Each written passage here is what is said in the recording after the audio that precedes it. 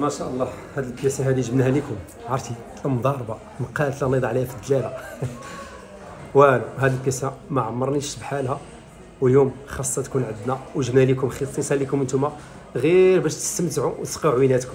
شوف اخويا عثمان، هذه بياسه ما شاء الله نادره باش في هذا الموديل هذا. هاد المضامه هادو اللي هما غير السيده اللي بعثها ليا عندها ازيد، قالت لك هي عندها 60 عام باش عندها دابا عاد جدتها عندها واحد 60 عام اخرى، اذا عندها تقريبا ازيد من 120 عام. كيجيونا الكورميطات اللي بحال هكا، ولكن المضام اللي بحال هكا صراحه ما عمرني نشوف. انا دوز بزاف ديال المضام، ولكن بحال هذا الموديل هذه ما عمرني نشوف. السؤال اللي بغيت نطرح، واش هاد الناس اللي كانوا كيصايبوا هاد الموديلات واش ما بقاوش، واش ماتوا؟ الا ماتوا الله يرحمهم، ما شاء الله تبارك الله عليهم الخدمه ما شاء الله. بغينا هذا السؤال يطرح الحريفيه، واش ما بقاوش هاد الناس اللي كيصايبوا هادو؟ واش شي حريفي مازال اللي غيصايب هذا الموديل؟ واش ما كاينش هاد التحف؟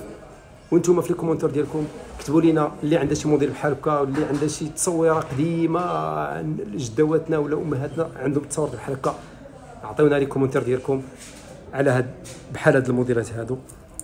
وهادو راه التحف اللي هما ما شاء الله زوينين، واللي عنده شي بياسه بحال هكا ما تبيعاش الا الأدود.